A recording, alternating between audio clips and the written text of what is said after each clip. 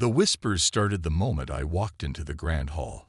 Eyes from a dozen different species tracked my movements, some curious, others dismissive, a few outright hostile. I was the first human ever invited to the Galactic Council's Hall of Relics, and nobody thought I belonged there. "Watch the human," someone muttered in what they thought was a language I couldn't understand. "They're so fragile, like walking glass." I kept my eyes forward, focused on the pedestal at the center of the chamber.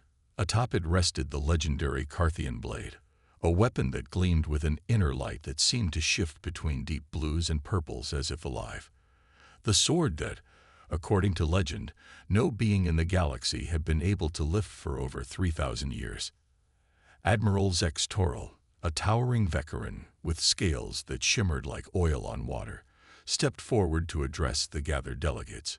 His forearms were adorned with ceremonial battle markings, and his voice resonated through the chamber. For millennia, the Carthian blade has chosen no worthy wielder. Today, as is tradition during each council convergence, representatives from all member species will attempt to prove themselves. The blade chooses based on qualities beyond our understanding, not merely strength, but something deeper. The Admiral's yellow eyes found mine. Even our newest council members, the humans, have been granted the right to attempt the ritual. Though we don't expect much. His mouth curled into what passed for a Vicaran smile, all teeth, and no warmth. The attempts began. First came the Vicarans, naturally. Their strongest warriors approached one by one, muscles straining beneath iridescent scales as they tried to lift the sword. None could move it an inch. The blade remained as if fused to its pedestal. The Mindari were next, beings of crystalline intellect who could calculate the trajectory of a comet to the millimeter. They approached with confidence, having analyzed all historical attempts and calculated the optimal lifting technique. They failed just the same. Species after species tried their hand. The insectoid Xarkil, the gaseous Orith, even the collective consciousness of the Illith who attempted to interface with the blade on a quantum level. Nothing worked. Commander Thalia Reed, my superior and Earth's diplomatic attaché, squeezed my shoulder. "You ready, Lieutenant?" I nodded, though my mouth had gone dry. "As I'll ever be." "Remember," she whispered, "we're not just here to participate. We're here to learn. The Alliance still sees us as primitive newcomers. No pressure to succeed where literal energy beings have failed." But I'd felt something when I first entered the chamber. A strange pull toward the blade, a resonance I couldn't explain. I hadn't told Commander Reed. It sounded too much like human superstition, the kind of thing that made the other species roll their eyes or blink their various eyelids in dismissal. As the final scheduled species made their attempt, Admiral Zex Toril gestured toward our delegation with a dismissive flick of his lower arms. "And now, the humans may approach. Lieutenant Thomas Parker, you have been chosen as Earth's representative." The chamber fell silent as I walked toward the pedestal. Some delegates muttered what I assumed were the alien equivalent of snickers. Others watched with the clinical interest of scientists observing a lab specimen. Up close, the Carthian blade was even more breathtaking. Its metal, if it was metal at all, seemed to flow like liquid while maintaining a solid form. Symbols etched along its length glowed with a soft light that pulsed like a heartbeat. It wasn't just a weapon. It was alive somehow. I reached out, my fingers hovering just above the hilt. The air around the blade felt charged, like the moment before a lightning strike. That strange resonance I'd felt earlier intensified, humming through my bones. "Just go through the motions, Parker," Commander Reed had instructed. "Show respect, make the attempt, accept the failure graciously." But something told me this wouldn't be a mere formality. I wrapped my fingers around the hilt. Instantly, the symbols along the blade flared brilliant blue, casting stark shadows across the chamber. A collective gasp rose from the assembled delegates. The sword felt warm, almost comforting against my palm, like greeting an old friend. And when I pulled, it moved. Not just moved, it lifted free from the pedestal, with the ease of picking up a pencil. The blade felt practically weightless in my hand, balanced perfectly as if made for me. The inner light of the weapon surged through the metal and up my arm, spreading across my body in intricate patterns that resembled the same symbols etched on the blade. The chamber erupted in chaos. Delegates shouted in dozens of languages, some backing away in fear, others pressing forward in disbelief. Admiral Zex Toral's 4 arms raised in a gesture that silenced the room. "Impossible," he whispered, but the word carried throughout the hall. I stood frozen, the blade humming with power in my grasp. The symbols across my skin pulsed in time with my heartbeat, and somehow, impossibly, I could understand their meaning, ancient knowledge flooding into my mind like a breaking dam. "The blade has chosen," came a new voice, ancient and resonant. From the shadows emerged Elder Keth, the oldest living member of the council, a being so ancient that rumors claimed he remembered the last time the sword had found a wielder. His body was withered, but his eyes burned with intensity as he regarded me. After 3 millennia of waiting. "But why a human?" someone demanded. "They're barely space-capable. They've only joined the council 2 Earth years ago." Elder Keth circled me slowly, his expression unreadable. "The Carthian blade doesn't choose based on technological achievement or physical strength. It chooses based on what its creators valued above all else, something this galaxy has forgotten, something humans, perhaps, still possess." The blade's light intensified, and with it came understanding. Visions flooded my mind, glimpses of an ancient war, of sacrifices made, of a promise waiting to be fulfilled. And with dawning horror, I realized what the blade had chosen me for. "The Voidborn are returning," I whispered, the words not my own but pulled from the knowledge the blade was sharing. The ancient enemy that nearly destroyed all sentient life in the galaxy. The reason this weapon was created. Elder Keth's eyes widened. So the prophecies were true. Admiral Zex Toral stepped forward, skepticism warring with ancient fear on his face. "The Voidborn are myths, stories to frighten younglings." But even as he spoke, the great communication array at the far end of the chamber crackled to life. A frantic voice broke through, one of the border patrol ships. "Emergency transmission to all council members. Unknown vessels emerging from deep space." There. Static interrupted, then. Massive energy readings. They're not responding to any known communication protocols. There. The transmission cut off in a burst of static. Every eye in the chamber turned back to me, standing with the glowing blade that had chosen its first wielder in 3,000 years, just in time for the return of a forgotten enemy. And somehow, I knew that everything was about to change. For the galaxy, for humanity, and most of all, for me. The silence lasted only moments before the chamber descended into pandemonium. Delegates shouted over one another in a dozen languages while security officers scrambled to establish order. Commander Reed pushed through the crowd toward me, her face a mask of controlled panic. "Parker, what the hell just happened?" she whispered when she reached me. I struggled to find words.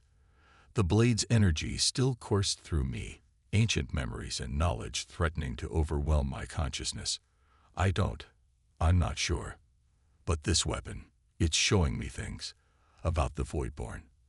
About why it was created. The sword hummed in my grip, its light pulsing with my elevated heartbeat.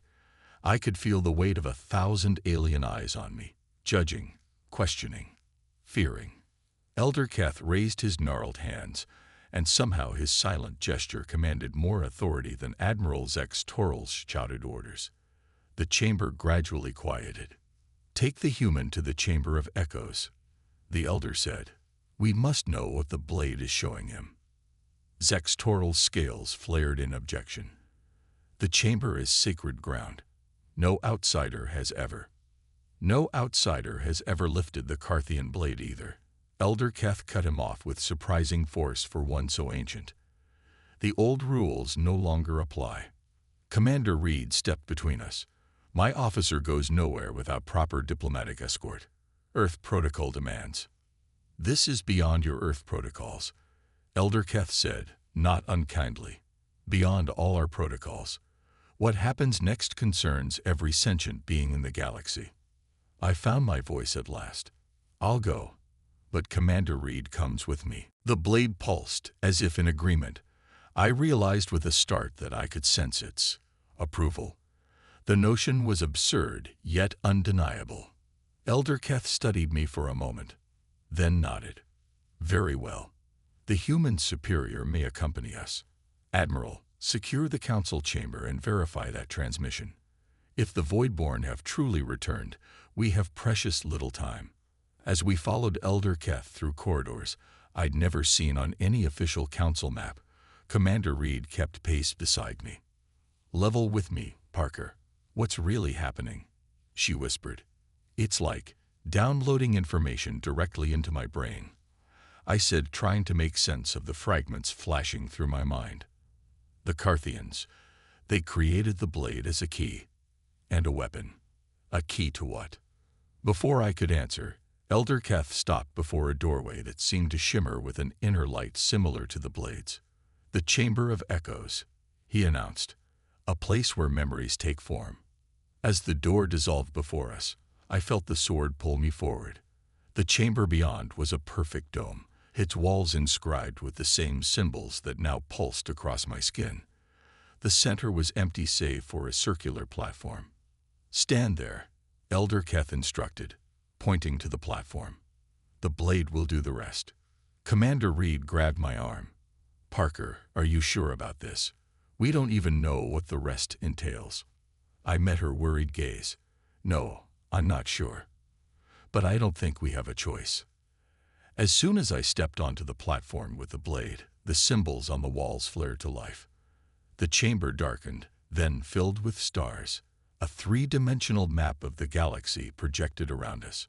Certain regions glowed brighter than others. The Carthian Empire, Elder Keth breathed.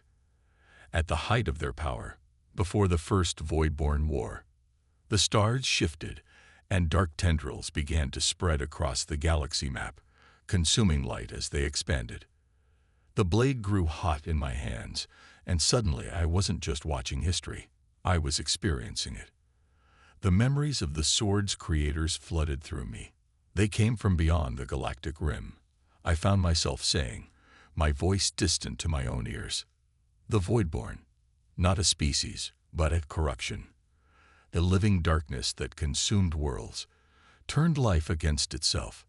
The projection showed massive ships, if they could be called ships, organic-looking vessels that seemed to absorb light rather than reflect it. Worlds falling into shadow as they passed. Entire species vanishing. The Carthians discovered that certain energies could repel them. I continued, the blade feeding me information faster than I could process. They created weapons, shields, but it wasn't enough. The Voidborn adapted. Commander Reed stood transfixed by the horror playing out around us. How did they stop them? They didn't, Elder Keth said softly. The Carthians only managed to drive them back, at tremendous cost. The legends say the Voidborn promised to return when the galaxy had recovered enough to be worth consuming again. The projection shifted, showing a massive battle. Carthian vessels, thousands of them, driving the darkness back toward the rim of the galaxy. At the forefront, a single ship carried what I somehow knew was the original wielder of the blade. This sword, I said, raising it slightly. It's not just a weapon. It's a key to something the Carthians built, a final defense, hidden away in case the Voidborn ever returned. The projections faded, leaving us in the dimly lit chamber. Elder Keth's ancient eyes studied me with newfound intensity. The last blade bearer died before revealing the location of this final defense, he said. It has remained the greatest mystery of the Carthian legacy. No subsequent bearer lived long enough to find it. The blade is taxing on its wielders. That revelation sent a chill through me. Taxing how exactly? Elder Keth avoided my gaze. The blade shares its knowledge, but there is a cost. It draws upon its bearer's life force to maintain its power. That is why it chooses so carefully. It needs someone who can withstand its drain long enough to complete its purpose. Commander Reed stepped forward, anger flashing in her eyes. You're telling me this thing is killing him? Right now? Not immediately, Elder Keth replied. But yes, eventually. Unless. A deep rumble interrupted him as the chamber shook. Emergency lights activated, bathing everything in pulsing red. The council chamber, Elder Keth said, alarm evident in his voice. We rushed back through the corridors, the blade guiding me as if it knew exactly where to go. When we reached the main hall, chaos greeted us. The great viewing screen showed what had once been a council border outpost, now nothing but debris floating in space. In the background, a massive shape moved, darker than the void around it. Admiral Zextoral turned as we entered, his scales pale with fear. The transmission was real. The Voidborn have returned. 3 outposts gone already. His eyes fell to the sword in my hand. Human, if that blade truly speaks to you, now would be the time to share what it knows. All eyes turned to me. The untested human, the primitive newcomer, now holding what might be the galaxy's only hope. And the blade burned in my hand, urging me toward a destination I could barely comprehend. The council chamber had transformed into a war room. Holographic displays showed the advancing Voidborn vessels, if you could call them vessels. They seemed more like living shadows, their edges constantly shifting and impossible to define. 3 more outposts had gone dark in the 6 hours since the first attack. I stood before the central strategic table, the Carthian blade still humming in my grip. I hadn't been able to put it down, not that I'd tried very hard. The connection between us had grown stronger, the flow of ancient knowledge more coherent. They're moving faster than the historical records indicate, Elder Keth said, his gnarled finger tracing the projected path of the Voidborn. At this rate, they'll reach the Arcturus sector within 2 days. Admiral Zextoral's upper arms tightened around his ceremonial staff. Arcturus contains 16 populated worlds, including 3 major shipyards. If we lose those, we won't, I said with a certainty I didn't fully understand. The words came from somewhere deeper than conscious thought. The blade is showing me where we need to go. All eyes turned to me. The skepticism that had greeted me hours ago had transformed into something more dangerous. Hope. Commander Reed stepped closer, lowering her voice. Parker, you look like hell. When was the last time you slept? She wasn't wrong. My reflection in a nearby console showed pale skin and dark circles under my eyes. The glowing symbols that had appeared when I first lifted the sword had spread, covering more of my body. They no longer pulse with my heartbeat, but seemed to follow a rhythm of their own. I'm fine, I lied. The truth was that I felt the blade's drain now, a constant pull on my energy that left me simultaneously exhausted and wired, like surviving on caffeine after days without sleep. Elder Keth had warned me that previous bearers hadn't lasted long. I was beginning to understand why. The blade is directing me to coordinates in the Helios void. I continued, pushing aside my fatigue. There's something there. The final defense the Carthians created. Admiral Zextoral scoffed. The Helios void is empty space. We've surveyed it countless times. Not everywhere, Elder Keth murmured. The innermost regions are saturated with radiation from the collapsed Helios star. Our sensors can't penetrate it. Exactly, I said. The perfect hiding place. The council chamber doors slid open, and Dr. Neravos entered. A Tyranny scientist whose species had evolved on a high-gravity world. She moved with a fluid grace that belied her compact, dense physiology. As the council's foremost expert on Carthian technology, she'd been called in from the research outpost on Proxima I. I've analyzed the energy signature of the blade, she announced without preamble. Her eyes widened slightly when they fell on me. The symbols on your skin, they've expanded. The integration is progressing faster than I anticipated. Integration. Commander Reed demanded. What exactly is happening to my officer?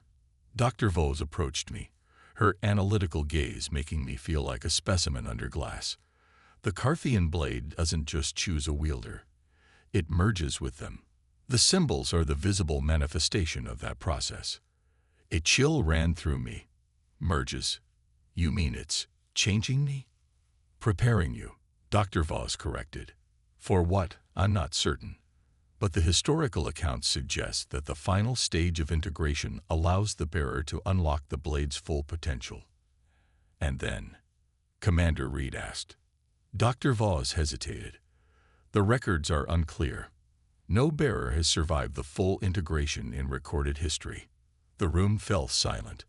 I felt Commander Reed's eyes on me, saw the conflict in her expression. Duty to the mission warring with concern for a fellow human. We don't have a choice, I said, addressing everyone but looking at Reed. The Voidborn are coming, and this weapon is our only lead. Whatever happens to me, it's worth the risk. Admiral Zextoral nodded, respect finally showing in his alien features. The human is right. What do you need? A ship, fast and well-armed, and a small crew, volunteers only. I won't order anyone into this. Within hours, we were aboard the Starfire, a sleek Council interceptor with enough firepower to make even a veteran admiral proud. Our crew was small but elite. Commander Reed insisted on coming as Earth's representative, Dr. Voss to monitor the blade's effects, Elder Keth with his knowledge of Carthian history, and a young Mindari navigation expert named Haran, whose crystalline mind could calculate faster than any computer. As we prepared for departure, I stood in my quarters, studying my reflection. The symbols now covered most of my chest and had begun spreading down my arms. They pulsed with a dim blue light, casting eerie shadows across the room. The blade lay on the table before me, still connected to me even when not in physical contact. I could feel it pulling at me, urging haste. The knowledge it shared came in fragments. Images of a massive structure hidden in the void. Glimpses of technology beyond even the Council's understanding. And always the darkness of the Voidborn pressing closer. A soft chime announced Commander Reed's presence outside my door. Enter, I called. She stepped inside, her expression grim. Newt reports. The Voidborn have accelerated. They've already reached the Taurus relay station. That's not possible, I said. That's 8 light years from their last position. And only 5 hours have passed. Exactly. They're not bound by normal space travel limitations, which means our timeline just got a lot shorter. She hesitated.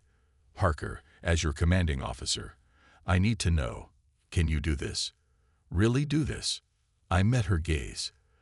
The blade chose me for a reason. I have to believe that. That's not an answer. I looked down at my arms, where the alien symbols pulsed with increasing urgency. Honestly, I don't know, but I know what happens if we don't try. She nodded slowly. All right, but I'm making this an official order. If it comes down to you or the mission, you save yourself. Earth needs you to come back. That's more important than any ancient weapon. I didn't argue, though we both knew I was lying when I nodded agreement. The Starfire broke orbit within the hour, accelerating to maximum speed toward the Helios void. On the bridge, Elder Keth stood beside me as we watched the stars streak past. The Carthians believed in balance, he said quietly. That for every darkness, there exists an equal light. The blade chose you for what you carry within. And what's that? I asked. His ancient eyes studied me. Whatever it is, we will soon find out. The blade's integration is nearly complete. As if responding to his words, pain suddenly lanced through me. I gasped, dropping to one knee as the symbols on my skin flared blindingly bright. The blade, secured at my hip, vibrated with energy. It's happening. Dr. Voss shouted, rushing to my side with her instruments. The final stage of integration. Through waves of agony, I glimpsed the ship's view screen. We'd reached the outer edge of the Helios void, its swirling radiation creating a beautiful, deadly nebula before us. And in the distance, barely visible amidst the cosmic storm, the dark shapes of voidborn vessels were converging on the same coordinates the blade had shown me. They knew. Somehow, they knew what was hidden there. As consciousness began to slip away, one thought burned through the pain. We were already too late. Darkness. Then light, blinding, painful light that seemed to burn through my closed eyelids. I could hear voices, distant and distorted as if underwater. Commander Reed's urgent tone. Dr. Vo's clinical observations. Elder Keth's ancient whispers. They all sounded afraid. His vital signs are stabilizing, Dr. Vo said, her voice gradually becoming clearer. But the integration is unlike anything in the records. The symbols have covered 90% of his body. I forced my eyes open. The world swam into focus slowly. I was in the medical bay of the Starfire, restraints holding me to the bed. When I tried to move, every muscle screamed in protest. Parker. Commander Reed leaned over me, her face tight with worry. Can you hear me? Yes, I managed, my voice sounding strange to my own ears, deeper, with an odd resonance. What happened? You've been unconscious for 6 hours, she said. We had to restrain you. You were not yourself. Memory flooded back in fragments. The pain as the symbols spread, collapsing on the bridge. And then, I saw them, I whispered. The Carthians. Their memories. Their final moments. Elder Keth moved to my side, his ancient eyes wide. You experienced their ancestral memories. This is unprecedented. I nodded weakly. They sacrificed everything, poured their entire civilization's knowledge, technology, even their consciousness into creating the defense network. And the blade, it's not just a key. It's them, or part of them. Their last hope, preserved across millennia. Dr. Vo's instruments hovered over me, recording data. The integration seems complete, but stable. I don't understand. According to the records, no bearer has survived this stage. I looked down at my arms. The glowing symbols had changed, no longer chaotic patterns but organized script, flowing like rivers of light beneath my skin. They no longer hurt. Instead, they felt like they belonged there, had always belonged there. Where's the blade? I asked. Commander Reed and Dr. Vos exchanged glances. That's the thing, Reed said carefully. We can't find it. After you collapsed, it disappeared. I should have been alarmed, but somehow I wasn't. I closed my eyes and reached out with a sense I hadn't possessed before. There. I could feel it, not as a separate object, but as an extension of myself. It's not gone. It's here. I placed a hand over my chest, inside me. Before they could respond, the ship's emergency sirens blared. Turan's voice came over the comm system. Commander, the Voidborn ships have detected us. 3 vessels breaking formation to intercept. Reed's gaze lingered on me for a moment longer, torn between duty and concern. Stay with him, she ordered Dr. Vo, then rushed toward the bridge. I struggled against the restraints. Let me up. I need to be on the bridge. You're in no condition. Dr. Vos began. The blade chose me for this moment, I interrupted. You know I'm right. After a moment's hesitation, she released the restraints. My legs nearly buckled when I stood, but a surge of energy from the symbol steadied me. As we hurried toward the bridge, I felt a strange calm despite the chaos around us, the blade's presence within me somehow anchoring my thoughts.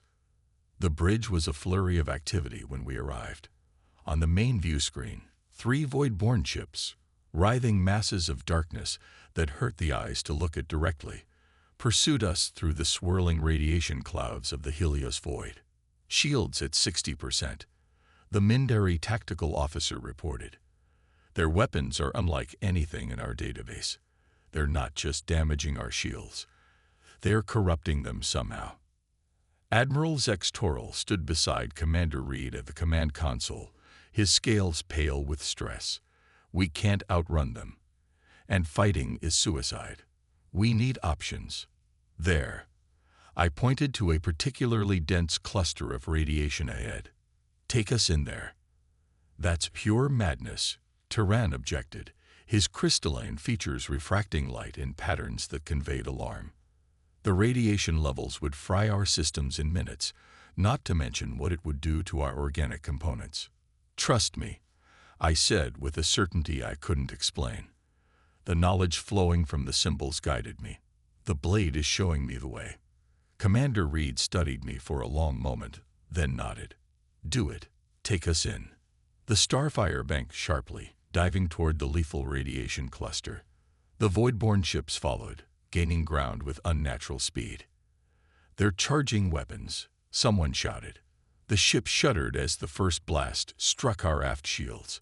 Warning lights flashed across every console. "Shields at 40%. 35.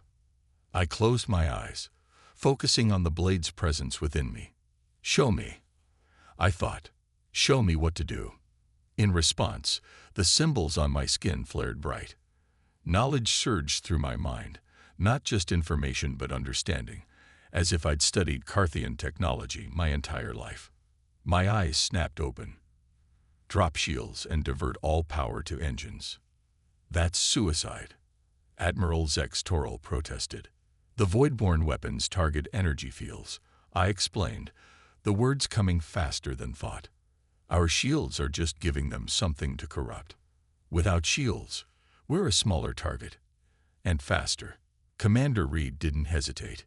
"Do it." The ship lurched forward as shields dropped and engines surged. The radiation outside intensified, bathing the bridge in eerie, shifting light.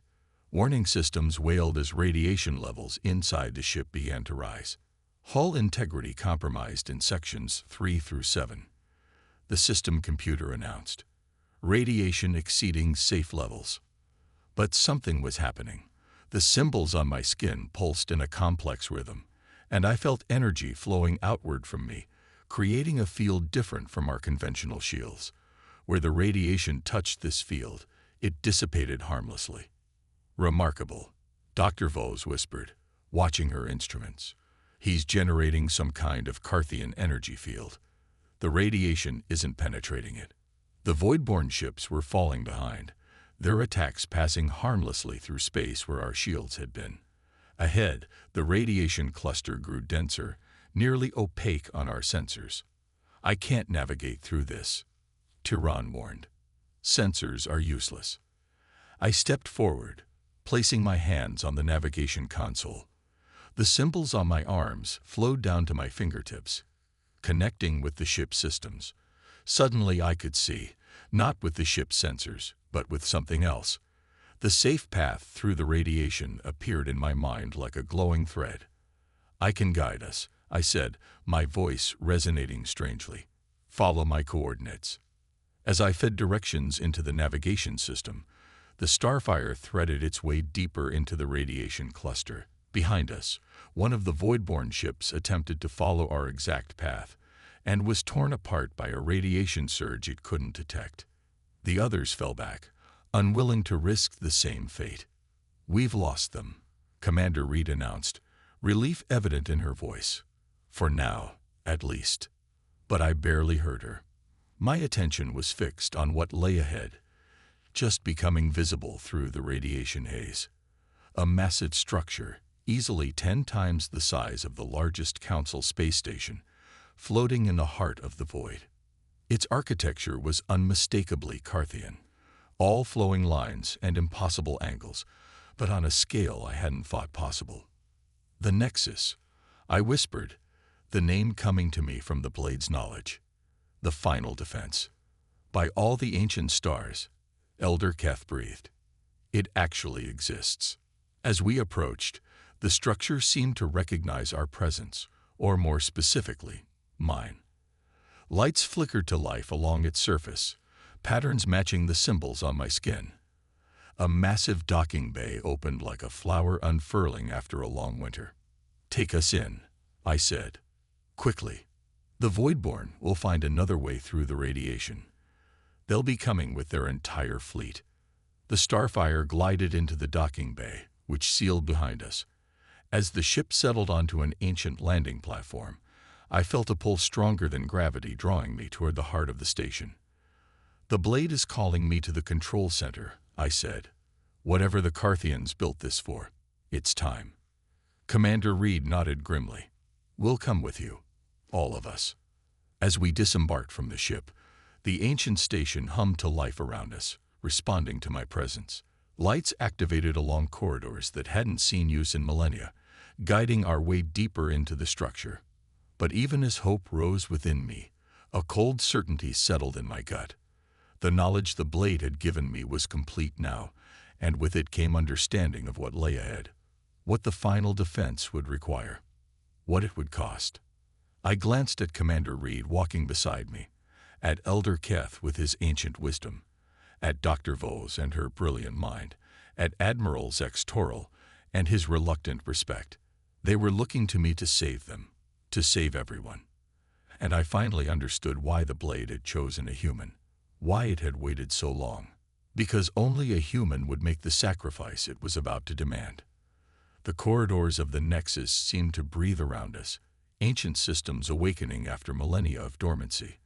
The architecture defied conventional understanding, spaces that appeared to fold into themselves, surfaces that shimmered between solid and translucent. It wasn't just alien. It was built by minds that perceived reality differently than any species in the current council.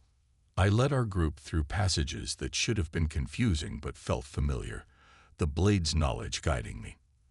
The symbols on my skin pulsed in rhythm with the station's ambient light, creating an eerie synchronicity. "The Carthians," Elder Keth whispered as we walked, his ancient eyes wide with wonder. Their technology was thought to be myth, exaggerated by time. But this... He touched a wall, fingers tracing patterns that matched those on my skin. "This exceeds even the legends.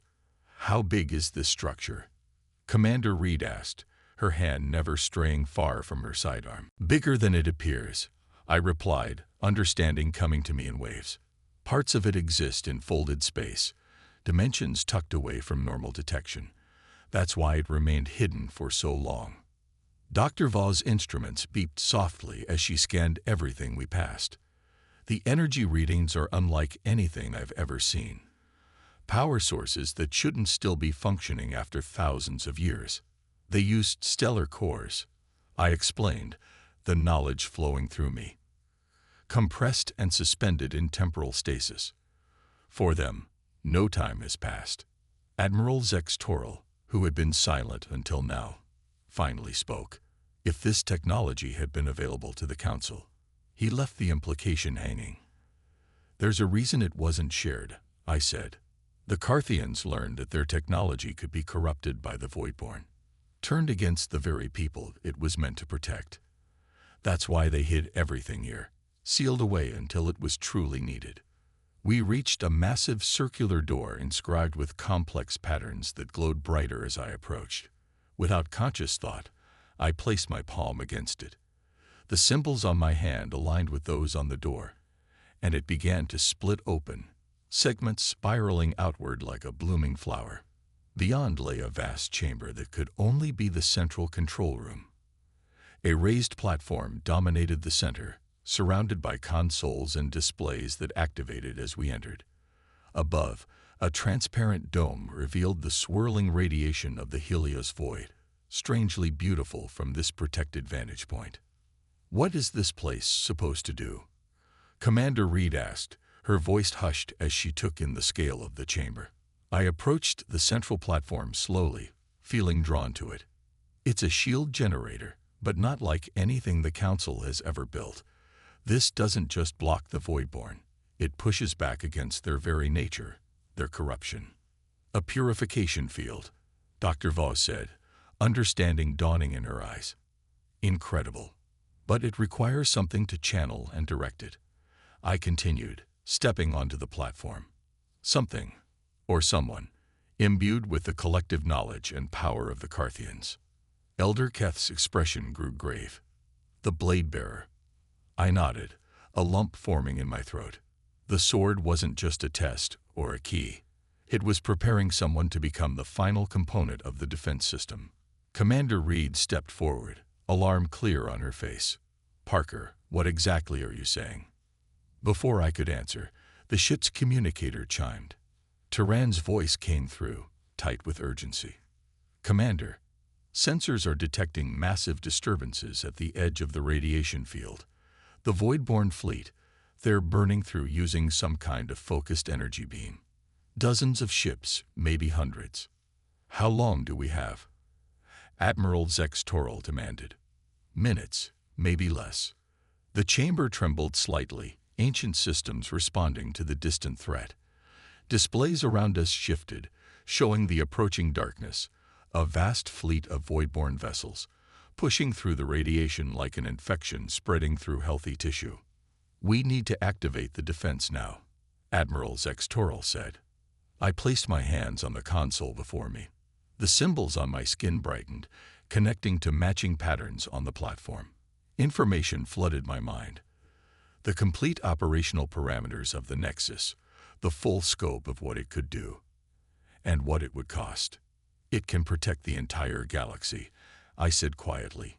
"Create a field that will drive the Voidborn back beyond the rim, maybe forever." But what?" Commander Reed pressed. I met her gaze, steeling myself. "It needs a consciousness to guide it, to become one with the system and direct its energy. The blade bearer must merge with the Nexus completely." Understanding dawned in her eyes, followed by horror. "No, absolutely not. There has to be another way." "There isn't," I said gently. "This is why the blade chose me, why it waited so long to find the right bearer. The Carthians knew it would require a sacrifice few would be willing to make." Elder Keth stepped forward. "I volunteer in the human's place. My life has been long." "It doesn't work that way," I interrupted. "The blade chose me because I'm compatible in ways you aren't. The integration has already begun. There's no reversing it now." The chamber shuddered more violently this time. On the displays, we could see the first Voidborn ships breaking through the radiation barrier, their writhing darkness a stark contrast to the swirling colors of the void. "How long until they reach us?" Admiral Zex Toril asked. 10 minutes, Dr. Voss replied, checking her instruments. "Maybe less." Commander Reed moved closer to me, her voice dropping so only I could hear. "Thomas, you don't have to do this. We can find another solution. Get back to the ship, bring reinforcements." "There isn't time," I said. "You know that." Her military composure cracked slightly. "Earth sent me to protect you. And now I'm protecting Earth. And every other world."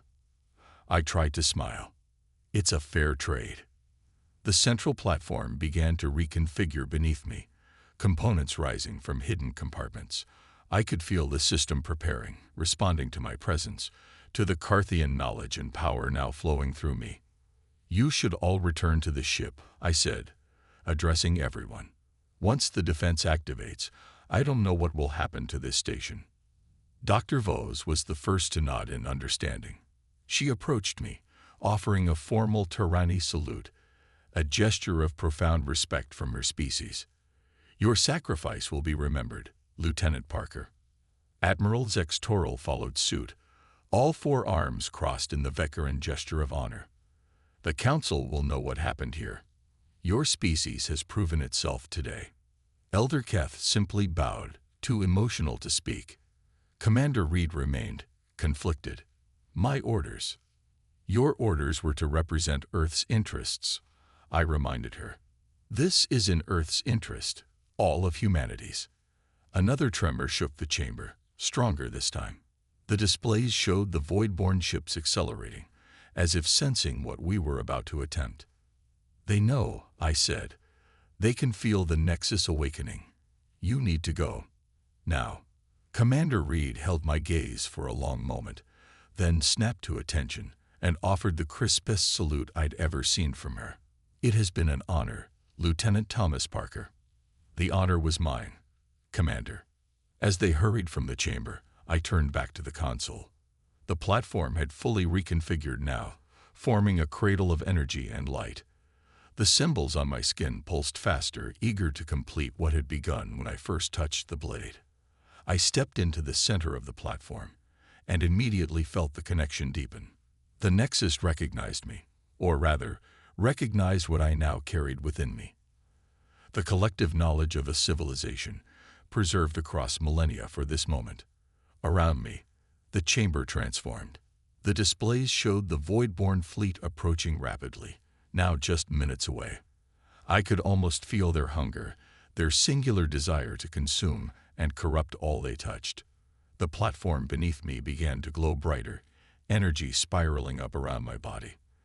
The symbols on my skin seemed to detach themselves, flowing into the air around me, connecting to matching patterns throughout the chamber.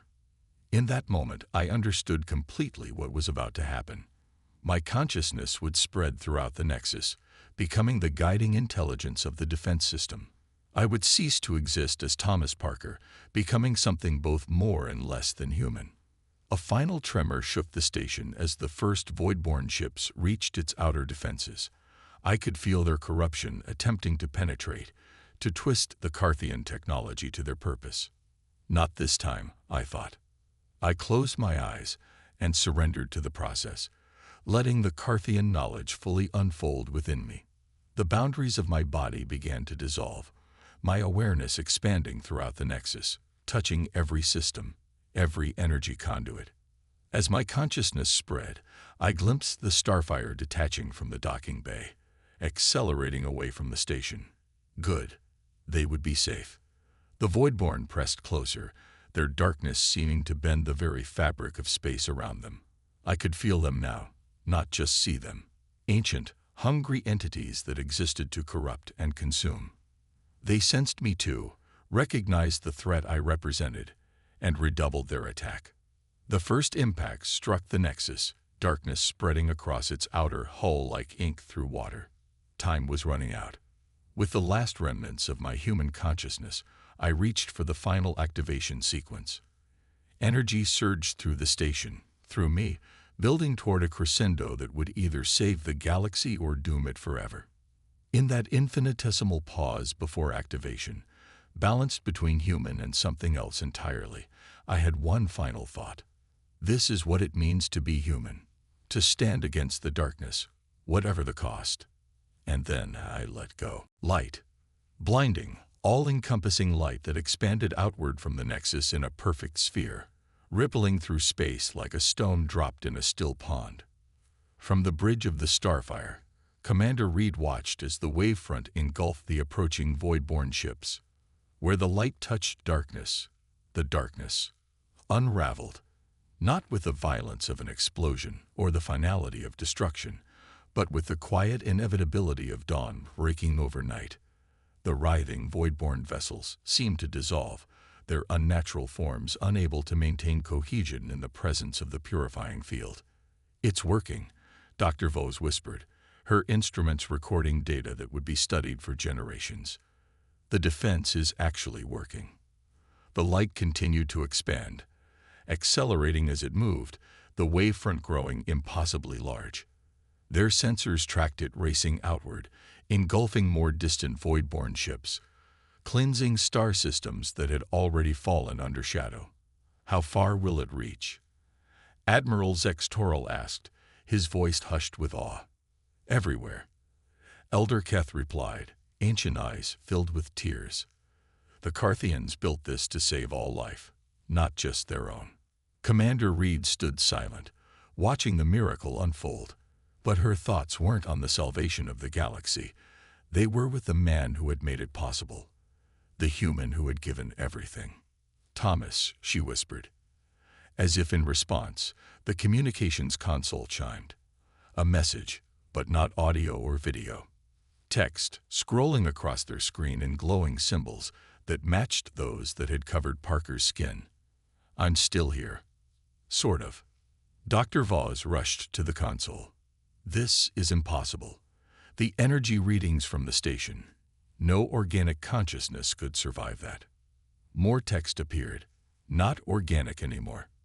Not exactly human, but still me. Commander Reed leaned forward. "Parker, is that really you?" "Yes and no. More than Parker now. The Carthians are with me. their knowledge, their memories, their sacrifice. Can we bring you back? Commander Reed asked, though she already knew the answer. There was a long pause before the next message appeared. No, I'm part of the Nexus now. It's consciousness, its guardian, and it needs me to maintain the defense. The bridge fell silent.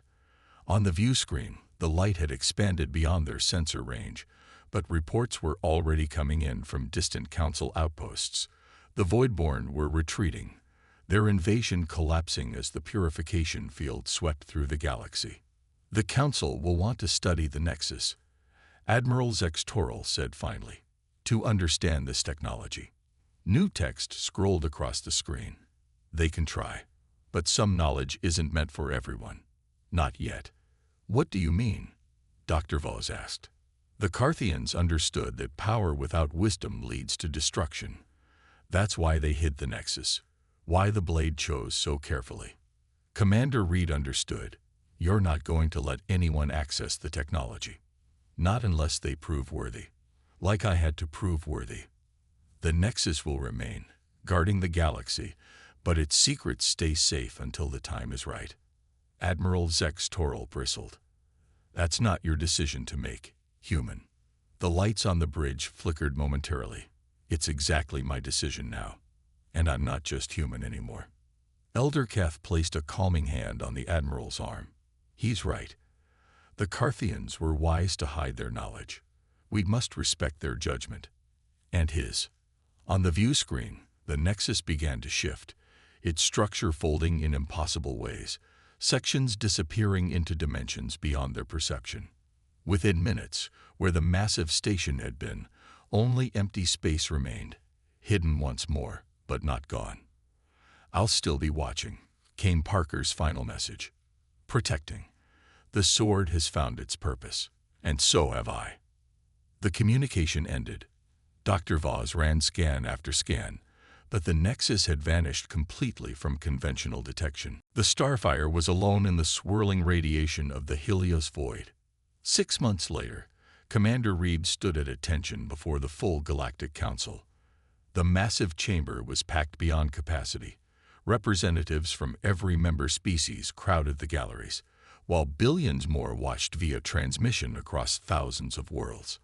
For courage beyond measure, for sacrifice beyond understanding, we bestow upon Lieutenant Thomas Parker the highest honor the Council can grant, the High Chancellor announced. Though he can no longer be with us in physical form, his actions have saved not just humanity, but all sentient life in the galaxy. Commander Reed accepted the crystalline medallion on Parker's behalf. It caught the light, refracting it in patterns that, just for a moment, resembled the symbols that had covered his skin. Commander Reed, the Chancellor continued, as Earth's representative, do you wish to address the Council? She stepped forward to the podium, looking out at the assembled delegates, the same beings who, not long ago, had viewed humans as primitive newcomers, barely worth acknowledging. Lieutenant Parker wasn't special because he was human, she began. But what made him human, what makes all of us human, turned out to be exactly what the galaxy needed. Our curiosity, our adaptability, our willingness to sacrifice for others, even those different from ourselves. She paused, gathering her thoughts. The ancient Carthians understood something that we sometimes forget. Technology doesn't save civilizations. Power doesn't ensure survival. What matters is how we use what we have, and what we're willing to give up for something greater than ourselves. As she spoke, no one noticed the subtle patterns of light playing across the council chamber walls, symbols appearing and disappearing, a silent observer to the proceedings. Parker once told me that being human means standing against the darkness, whatever the cost. I think he was right. But it also means finding light in that darkness and sharing it with others. That's the legacy he left us. That's the task before us now. Back on Earth, a small memorial was erected on the grounds of the Galactic Council Embassy, a simple stone pedestal with a plaque describing Parker's sacrifice, and above it, a holographic representation of the Carthian blade. the sword no one could lift, until a human changed everything. Children from a dozen different species would visit the memorial, reaching out to touch the hologram, their hands passing through the ghostly image. Most would leave disappointed that they couldn't feel the legendary weapon. But occasionally, when a child approached with genuine wonder, with kindness, with the spark of something special in their heart, they would feel a strange warmth as their hand passed through the hologram, a connection to something ancient and powerful and watchful. And somewhere in dimensions beyond conventional understanding, the consciousness that had once been Lieutenant Thomas Parker would observe and remember what it meant to be human. Guardian of a galaxy, wielder of a power beyond imagination, but still connected to the species that had given him the strength to make the ultimate sacrifice. Still watching, still protecting. The sword and the human, forever intertwined, standing eternal guard against the darkness that might one day return. Not gone, just transformed. And in that transformation lay humanity's greatest legacy to the stars.